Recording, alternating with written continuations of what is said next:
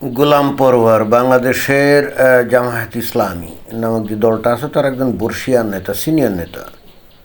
উনি খুবই একটা সত্য কথা বলছেন, আমার কাছে ভালো লাগলো এবং এটা কিন্তু রিয়ালিস্টিক। উনি ওনার একটা নির্বাচনী জনসভায় গিয়ে উনি বলেছেন যে রাজাকার বা জঙ্গি আখ্যা জনগণ আর গ্রহণ করছে না। একেবারে খাঁটি কথা আসলেই। এখন আগে যেমন রাজাকার, কাউকে রাজাকার বললে সে লজ্জায় মুখ ঢাকতো, এখন কিন্তু বিষয়টা হলো এরকম না। আবার একই সঙ্গে ওই যারা নাকি ইসলামের উগ্রবাদিতা করে আর কি, বা অর্থাৎ মূল্যবাদিতা বা যেগুলাকে বলা হয় জঙ্গি, তাই না?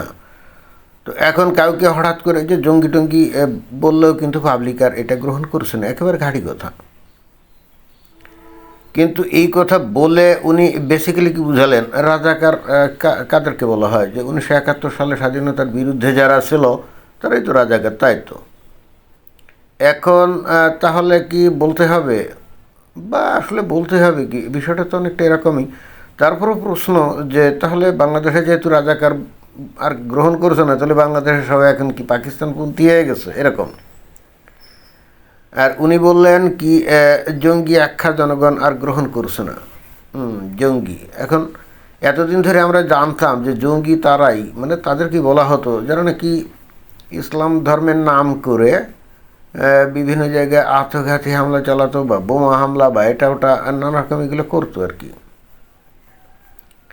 ইসলাম ধর্মের নামে। তো তখন তাদেরকে জঙ্গি হিসাবে আখ্যায়িত করা হতো। যেমন শেখ হাসিনার আমলে আমরা দেখেছি, হঠাৎ করে কথা নেই বার্তা নেই কোনো একটা বিল্ডিং কে তাক করে ওই র্যাব পুলিশ টুলিশ গিয়ে হাজির হতো, তারপরে বলতো যে এর মধ্যে জঙ্গি আছে, এবং একটা পর্যায়ে কয়েক ঘন্টা ওখানে ব্যারিকেড দিয়ে আটক থাকার পরে দেখা যেত যে ওই ঘরের মধ্যে বোমার বিস্ফোরণ ঘটছে, অমুক ঘটছে, তমুক ঘটছে, এগুলো হতো। পরবর্তীতে যখন ওই জঙ্গিদেরকে ধরা হতো, মানে যাদেরকে জঙ্গি বলা হচ্ছে, দেখা যেত যে তাদের কাছে, মানে খবর বলতো যে তাদের কাছে কিছু ওই এক্সপ্লোসিভ পাওয়া গেছে, আর বিশেষ করে বলতো কিছু জিহাদি বই পাওয়া গেছে, জিহাদি বই পাওয়া গেছে। ইন্টারেস্টিং ব্যাপার না? তো এখন কারো কাছে যদি জিহাদি বই পাওয়া যায়, সেটা তাহলে কি জঙ্গি হয় কী করে? জিহাদ তো ইসলামের একটা অবিচ্ছেদ্য অংশ, তাই না?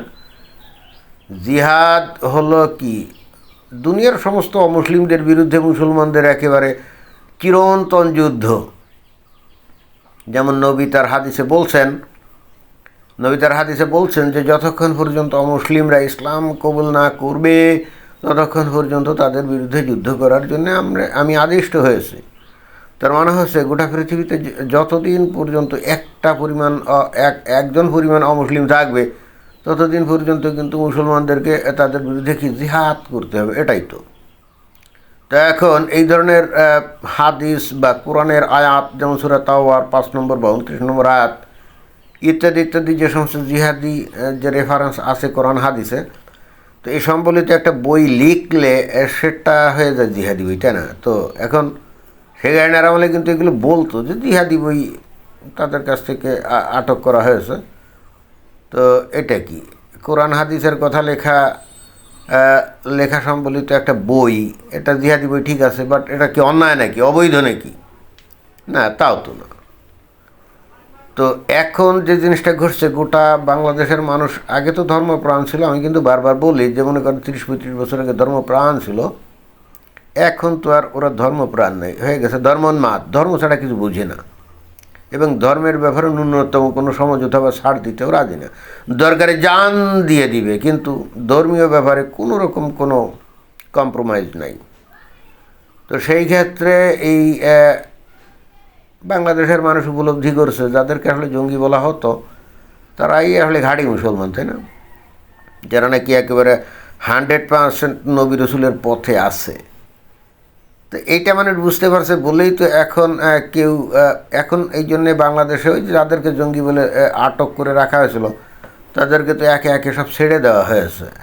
দিব্যে প্রকাশ্য দিবালোকে তারা আল্লাহু আকবার ধ্বনি দিয়ে মিছিল মিটিং করে এবং বাংলাদেশে ইসলামী শাসন কায়েম করবে বলে তারা শপথ নিচ্ছে।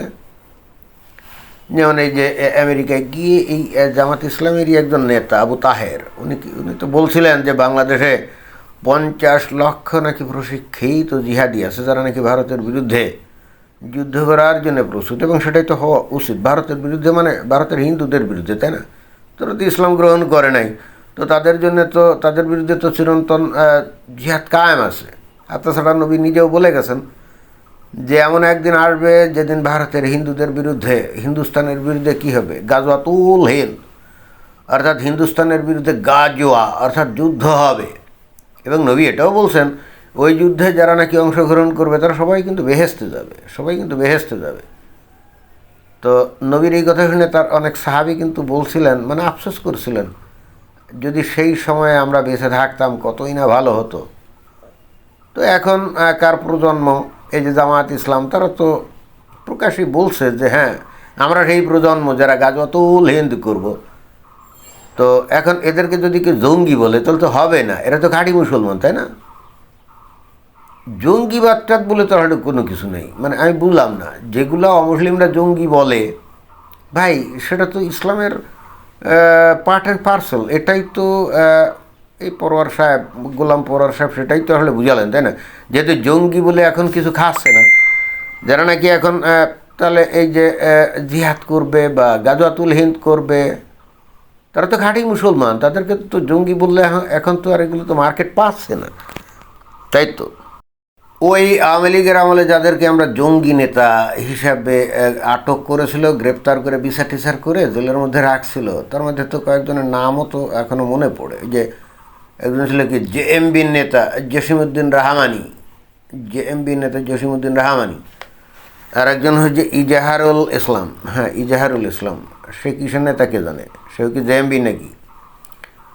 তো এখন এরা তো ছাড়া পেয়ে গেছে, এরা তো দিব্যি বড় বড় ওয়াজ মাহফিল করছে, বাংলাদেশের মুমিন মুসলমানদেরকে জিহাদের পথে ডাক দিচ্ছে। তারপরে আরও একজন নেতা ছিল যাকে জঙ্গি বলতো, মাহমুদুল হাসান গুনভি, তার বক্তব্য বিবৃতি আমার খুব ভালো লাগতো আসলে। উনি একবার একটা লেকচারে বললেন যে নবীর কত 13টা তরবারি ছিল, একটা নাম ছিল জুলফিকার।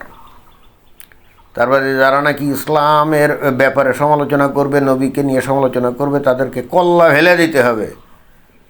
তো মাহমুদুল হাসান গুনভিকে পছন্দ হতো যে উনি ইসলামের প্রকৃত মানে প্রকৃত ইসলামটাই উনি প্রচার করতেন, ওই রসালো সুগার কোটিং দিয়ে কোনো কিছু বলতেন না। এবং উনি বলছিলেন যারা মনে করে যে ইসলাম হলো শান্তির ধর্ম, তারা ইসলামটাকে রসালো বানিয়ে ফেলছে। এবং বস্তুত আমি যে মাঝে মাঝে বলি না যে রসালো মুসলমান, আমি কিন্তু এই যে মাহমুদুল হাসান গুনভির কাছ থেকে শিখেই বলতাম আর কি। তো যাই হোক, গোলাম পরোয়ার সাহেব অত্যন্ত সত্য কথা বলছে। এখন বাংলাদেশে তো স্বাধীনতাপন্থী লোকজনের তো খুবই অভাব। ওই দুই একজন দেখি টেলিভিশনে বা ইউটিউবে বলে টলে স্বাধীনতার পক্ষে, কিন্তু বাস্তবে পাবলিক আসলে এত স্বাধীনতার পক্ষে আছে বলে তো মনে হয় না। অর্থাৎ তারা এখন কিসের মনে করে যে 71 সালে বস্তুত ভারত ষড়যন্ত্র করে পাকিস্তান ভাগ করে দিয়েছিল, এটাই। এরা কিন্তু এটা মনে করে না যে তারা যে একটা স্বাধীন দেশ পেয়েছে এবং স্বাধীন পতাকা পেয়েছে, স্বাধীন নাগরিক, এবং এখন বাংলাদেশে তারা প্রেসিডেন্ট, প্রধানমন্ত্রী, মন্ত্রী, সেনাপতি, সচিব, কত কিছু হতে পারে, এই ভারত এই কাজটা করছিল বলে এইটা কিন্তু স্বীকার করে না। তারা বলে যে এইটা ভারত তার সুবিধার জন্য করছিল। তো তারপরে যদি প্রশ্ন করা হয় যে পৃথিবীতে কোন দেশ কখন কাকে নিজের স্বার্থ ছাড়া কোনো সাহায্য করছে, তখন আর উত্তর দিতে পারে না। পৃথিবীতে কেউ কেউকে বিনা স্বার্থে উপকার করে, সাহায্য করে না, করে না। আমেরিকা যে বাংলাদেশে এই যে শেখ হাসিনার সরকারকে পতনের জন্যে মেটিকুলাস ডিজাইন করে ডিপ স্টেটের মাধ্যমে মিলিয়ন মিলিয়ন ডলার খরচ করছে, তো বাংলাদেশে আমেরিকার স্বার্থ কী? আমেরিকা কি বাংলাদেশে গণতন্ত্র প্রতিষ্ঠা করতে চায়, নাকি বাংলাদেশের মানুষের জন্য তাদের পিড়িত উছলে পড়ে? না, কোনো কিছুই না। বস্তুত তাদের এখানে স্বার্থ ছিল, সেন্ট মার্টিন দ্বীপ চাইছিল বা চায়, তারপর বাংলাদেশের বন্দর ব্যবহার করতে চায় তাদের সুবিধা অনুযায়ী, এই জন্যই তো, অন্য তো কোনো কারণ না। তো গোলাম পরোয়ার সাহেব সত্য কথাই বলছেন। আসলে বাংলাদেশে রাজাকার টান নাই, সবাই আসলে সত্য কথা বলতে সবাই যদি রাজাকার হয়ে যায় তখন তো আপনি রাজাকার বলে কাউকে গালি দিলে সেটা তো হাস্যকর হবে, তাই না? অর্থাৎ রাজাকার বলতে আমি বলছি রাজাকার আদর্শ যদি সবাই গ্রহণ করে। আর জঙ্গি টঙ্গি বলে কোনো কিছু নেই, যারা খাঁটি মুসলমান। এখন আপনি যদি তাদেরকে জোর করে আপনার বিধান অনুযায়ী জঙ্গি আখ্যায়িত করেন, ভাই এটা তো আপনার সমস্যা।